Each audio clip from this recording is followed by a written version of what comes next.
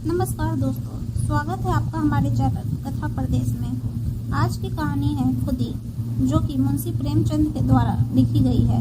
तो चलिए शुरू करते हैं आज की कहानी। मुन्नी जिस वक्त दिलदार नगर में आई, उसकी उम्र 5 साल से ज्यादा न थी। वह बिल्कुल अकेली थी। माँ बाप दोनों न मालूम मर गए या कहीं परदेश चले गए थे। मुन्नी सिर्फ इतना जानती थी कि कभी एक देवी उसे खिलाया करती थी और एक देवता उसे कंधे पर लेकर खेतों की सैर कराया करता था। पर वह इन बातों का जिक्र कुछ इस तरह करती थी कि जैसे उसने सपना देखा हो। सपना था या सच्ची घटना, इसका उसे ज्ञान न था। जब कोई पूछता तेरे माँ बाप कहाँ गए, तो वह बेचारी कोई जवाब देने के बजाय रोने लगती और यूं ही उन सवालों को टालने के लिए एक तरफ हाथ उठाकर कहती ऊपर, कभी आसमान की तरफ देखकर कहती वहाँ। इस ऊपर और वहाँ से उसका क्या मतलब था, यह किसी को मालूम ना होता। शायद मुन्नी को यह खुद भी मालूम न था। बस एक दिन लोगों ने उसे एक पेड़ के नीचे खेलते देखा और इससे ज्यादा उसकी बाबत किसी को कुछ पता न था। लड़की की सूरत बहुत प्यारी थी। जो उसे देखता मोह जाता।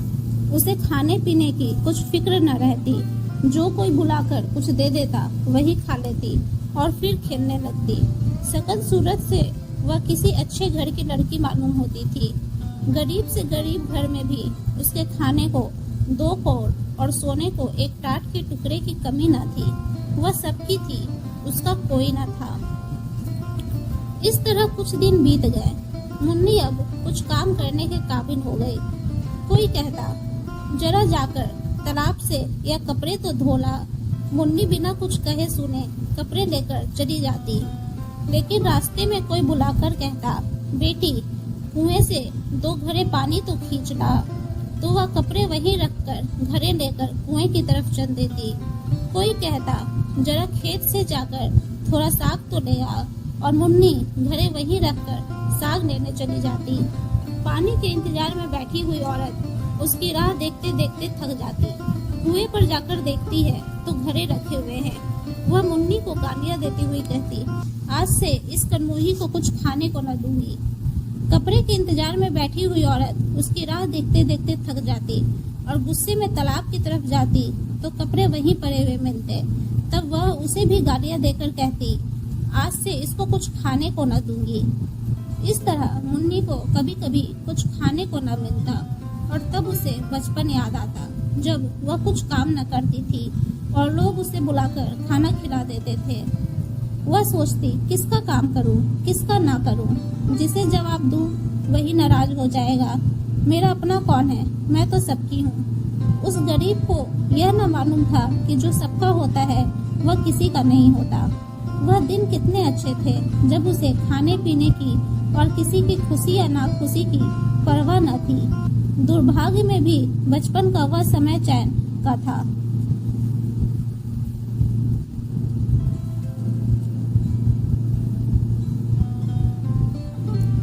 कुछ दिन और बीते। मुन्नी जवान हो गई। अब तक वह औरतों की थी, अब मर्दों की हो गई।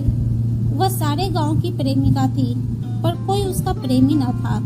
सब उससे कहते थे, मैं तुम पर मरता हूँ, तुम्हारे वियोग में तारे गिनता हूँ, तुम मेरे दिलो जान की मुराद हो। पर उसका सच्चा प्रेमी कौन है, इसकी उसे खबर न होती थी। कोई उससे यह न कहता था कि तू मेरे दुख दर्द की शरीक हो जा। सब उससे अपने दिन का घर आबाद करना चाहते थे। सब उसकी निगाह पर एक मध्यम सी मुस्कुराहट पर कुर्बान होना चाहते थे। पर कोई उसकी बाह पकड़ने वाला, उसकी लाज रखने वाला न था। वह सबकी थी। उसकी मोहब्बत के दरवाजे सब पर खुले हुए थे, पर कोई उस पर अपना ताला न डालता था, जिससे मालूम होता था कि यह उसका घर है और किसी का नहीं।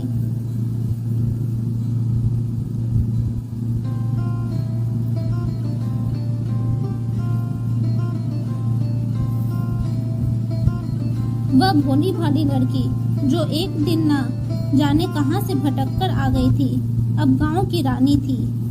जब वह अपने उन्नत वक्षों को उभारकर रूप गर्व से गर्दन उठाए नजाकत से नचकती हुई चलती, तो मनचने नौजवान दिन थाम कर रह जाते। उसके पैरों तले आंखें बिछाते। कौन था जो उसके इशारे पर अपनी जान न निसार कर देता। वह अनाथ लड़की जिसे कभी कुड़िया खेलने को न मिली, अब दिलों से खेलती थी। किसी को मारती थी, किसी को जलाती थी, किसी को ठुकराती थी, किसी को थपकियां देती थी, किसी से रूठती थी, किसी को मनाती थी। इस खेल में उसे कत्ल और खून का सा मजा मिलता था। अब पासा पलट गया था।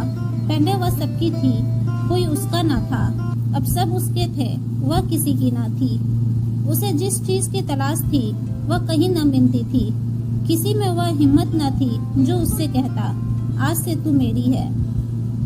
उस पर दिल न्यौछावर करने वाले बहुत थे, सच्चा साथी एक भी न था।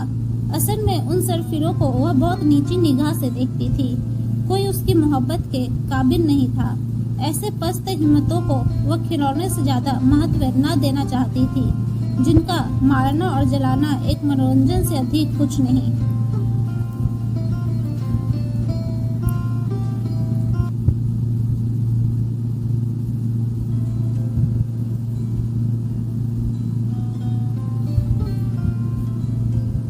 जिस वक्त कोई नौजवान मिठाइयों के थाल और फूलों के हार लिए उसके सामने खड़ा हो जाता तो उसका जी चाहता मुंह नोच लूं।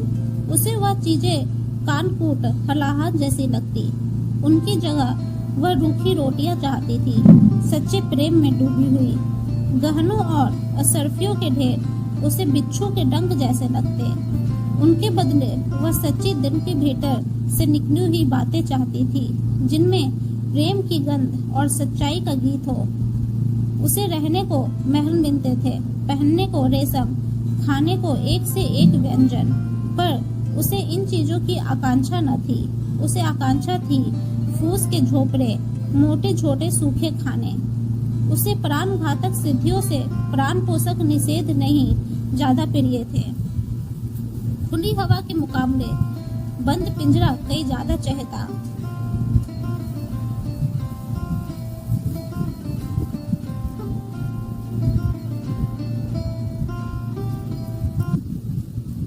एक दिन एक परदेसी गांव में आ निकला। बहुत ही कमजोर दीनहीन आदमी था। एक पेड़ के नीचे सत्तू खाकर लेटा। एकाएक मुन्नी उधर से जा निकली। मुसाफिर को देखकर बोली, कहाँ जाओगे? मुसाफिर ने बेरुखी से जवाब दिया, जहन्नुम। मुन्नी ने मुस्कुराकर कहा, क्यों, क्या दुनिया में जगह नहीं?